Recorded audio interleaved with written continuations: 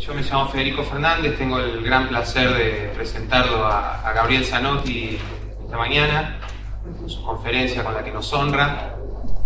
Brevemente, sospecho que la mayoría de ustedes lo conoce a Gabriel, pero por una cuestión casi de etiqueta vinculada a este tipo de eventos, voy a comentarles hice un recorte muy brutal de tu currículum, Gabriel, pero simplemente quiero comentar que Gabriel es profesor y licenciado en Filosofía por la Universidad del Norte Santo Tomás de Aquino y es doctor en Filosofía por la Universidad Católica Argentina.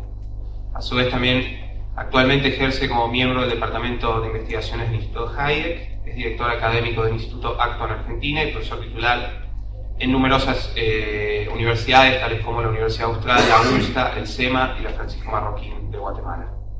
Entre sus libros más destacados me atrevo a mencionar Economía de mercado y doctrina social de la Iglesia, El humanismo del futuro, Popper, Búsqueda con esperanza, Introducción filosófica a Hayek, Hacia una hermenéutica realista y Filosofía para mí. Brevemente, al margen, Gabriel tiene publicado innumerables artículos en revistas importantísimas. Al margen de sus pergaminos académicos, me gustaría destacar dos cosas de Gabriel. La primera es su inmensa generosidad, de la cual nosotros aquí en Rosario nos solemos aprovechar muy a menudo. Creo que nos aprovechamos demasiado, Gabriel, pero bueno, siempre sabemos que podemos contar con vos y es un placer tenerte y te lo agradecemos. Y por otro lado, me gustaría destacar, si tuviera que hacer una apología de Gabriel, creo que lo primero que destacaría es su carácter de pensador dialógico. Gabriel, a mí me da la impresión, al menos por favor refutame si no corresponde, que siempre, a la vez está en continuo diálogo con su propia producción y con las tradiciones y escuelas y autores que está estudiando. Y es un pensador cuya, para mí, raigambre tomista, el punto más destacado en el que la encontramos es en su búsqueda constante de conciliaciones y puntos de contacto entre autores y tradiciones. Y creo que de esa manera, zanotezando muchas veces, lo digo como un elogio, logra síntesis que son muy originales y muy valiosas. Una frase con la que recuerdo en este momento que está mencionada en su introducción filosófica a Hayek, con la que yo tengo identificado a Gabriel, es la idea de nunca pedirle a un autor lo que no puede dar, porque justamente Gabriel siempre está en ese esfuerzo de conciliar y no enfrentar. De la conferencia que nos va a dar hoy, tengo la suerte de haberla podido leer, es muy interesante, es la relación en cierto sentido con lo que habló Rafael Beltramino, en el sentido de proyectos para adelante para la escuela austríaca, qué nos puede deparar el futuro, qué debe hacerse. Y me gustaría decir simplemente dos palabras, porque a veces la hermenéutica, entre los que me incluyo, genera cierto escozor. La hermenéutica, al menos un tipo de hermenéutica, es la relacionada con los autores alemanes Martin Heidegger y su discípulo, o pupilo, como algunos lo llaman de manera bastante malvada, Hans-Georg Gadamer.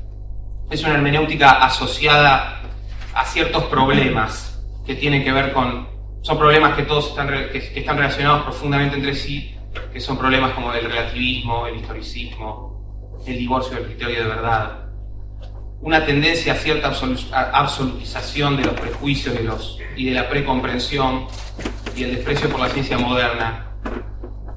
Claramente es lógico suponer que muchas personas considerarían que la teoría del conocimiento, de seguir estos caminos, llegaría a situaciones que no podríamos considerar satisfactorias. Sin embargo, hasta donde creo haberlo entendido a Gabriel, e incluso lo llamé porque, como destacaba de su condición dialógica, le pregunté si ya había renunciado a ciertas cosas que había dicho en Hacia una hermenéutica realista, pero aún no. No sé si en el viaje de ida a Rosario quizás ha cambiado un poco. Creo que una de las cosas con las que va a comenzar Gabriel su exposición y que es una de las ideas más fuertes con las que Gabriel está teniendo en estos últimos años, es que la travesía hermenéutica no necesariamente tiene que tener como puerto de llegada la versión de Heidegger y Gadamer, sino que rescatando a Husserl, se pueden llegar a conclusiones que no padecerían los problemas que yo muy brevemente les acabo de mencionar. Y ese rescate de Husserl, obviamente estamos en un congreso de escuela austríaca, tendría también importantes consecuencias para nuestra tradición.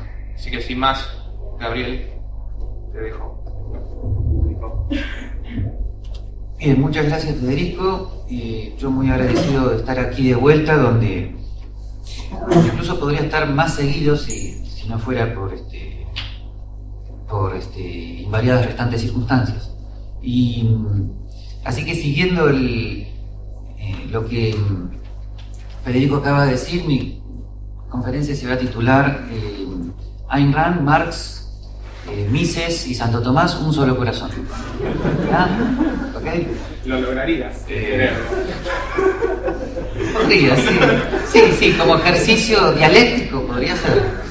Ejercicio así sofístico. Bueno, estoy tocando la computadora de Adrián, no sé qué. Bien.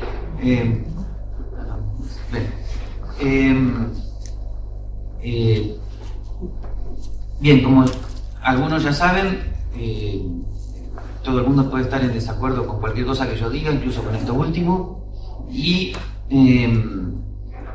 no voy a poder utilizar el pizarrón y el micrófono al mismo tiempo, así que voy a optar por utilizar el micrófono, ante lo cual también algunos están agresivos porque me preguntan para qué uso el pizarrón si nunca se entiende lo que escribo, así que bien.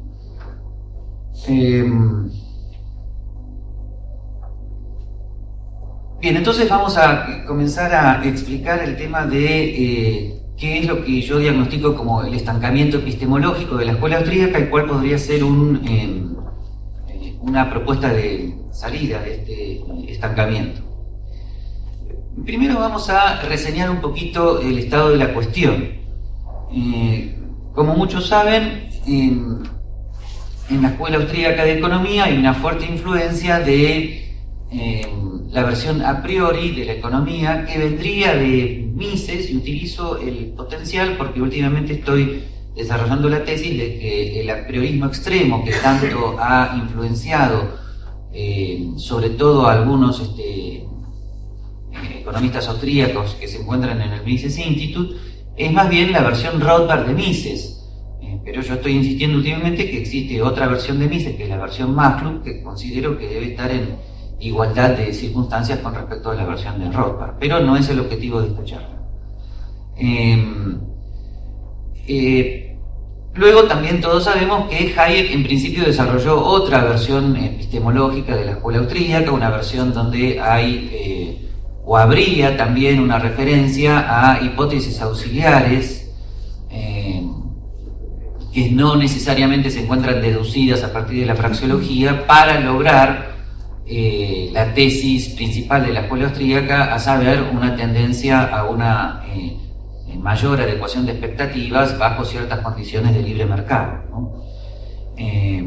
Pero que esta deducción principal, mejor dicho, esta conclusión principal no sería totalmente a priori, necesitaría incorporar ciertas hipótesis auxiliares por el medio, no necesariamente deducidas de la praxeología, y que yo vuelvo a decir que según Maslow, parece que Mises no habría estado, los textos de Mises no estarían tan en desacuerdo con esta versión, pero bueno, vuelvo a decir que ese es otro tema.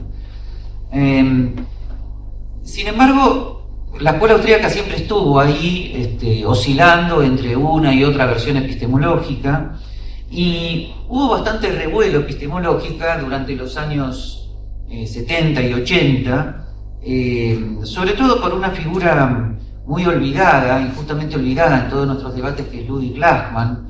En los 80 viajaba cada 6 meses a la Universidad de Nueva York y junto con Kirchner trataban de hacer seminarios y renovar la escuela austríaca, y en cierta medida lo lograron. Ellos de algún modo fueron Rothbard, Israel Kirchner, Ludwig Lachmann, partícipes de The Austrian Revival en los años 70 y en los primeros 80 en la NYU. Y Lachmann estimuló un grupo de discípulos jóvenes, entre los cuales el principal era Don Lavoie, que fue profesor de Peter Petke, Roger Garrison, etcétera, y otros que en este momento injustamente me estoy olvidando. Creo que también Larry White, creo que también Richard Evelyn, y en su momento todos ellos se dedicaron al tema epistemológico. No de casualidad después lo dejaron, ¿no? Justamente ese es el estancamiento, ¿no?, de la escuela austríaca a la cual me refiero. Pero, ¿por qué no prosperó el proyecto de Don Lavoie, influenciado por Ludwig Lachmann? No por la poca vocación filosófica de los economistas austríacos, sino porque había algo ahí que no terminaba de resolverse académicamente, porque Lachmann enfatiza, por supuesto, la parte llamada de interpretación o hermenéutica que viene de Max Weber, lo cual no sería nada extraño dentro de la escuela austríaca. En todo caso presenta una versión de Max Weber diferente a la que presentaba von Mises, pero su discípulo Don Lavoie intenta fundamentar la hermenéutica, o sea, la teoría de la interpretación, que tendría mucho que ver con la escuela austríaca, intenta fundamentarla en Heidegger y Gadamer. Y ahí suceden dos cosas, o a ver, tres. En primer lugar, Israel Kirzner de algún modo pone serias objeciones al proyecto de Don Lavoie, sin oponerse así radicalmente, pero es ya famoso un artículo de Roger Garrison cuando se dedicaba a epistemología, temas por supuesto mucho más importantes que los triangulitos y esas cosas. Cuando se dedicaba a epistemología, es famoso un artículo de Roger Garrison donde plantea tres posiciones clásicas con respecto al tema del equilibrio, ¿no? Roger Garrison sintetiza la posición diciendo que están los neoclásicos, diciendo que el equilibrio se da siempre. Los austríacos, entre los que ubica Mises, Hayek y Kirchner, diciendo que el equilibrio se da a veces, o sea, en la medida que haya una tendencia al equilibrio. Y los austríacos radicales, Lachmann, Schackel, diciendo que el equilibrio sí se da, thanks God, pero no sabemos, ¿no? Y entonces, por influencia de Kirchner, Garrison separa fuertemente a los austríacos radicales de lo que serían Israel Kirzner y su síntesis Mises Hayek, ¿no? Entonces la escuela austríaca, en realidad, por influencia de Kirchner, implicaría afirmar decididamente una tendencia hacia yo no digo equilibrio, ¿no?, pero en ese momento se manejaba el término, yo diría una tendencia hacia el mayor encuentro de expectativas en el mercado, mientras que Lachmann quedaría como aparte de lo que sería la escuela austríaca, con lo cual sería bastante injusto, ¿no?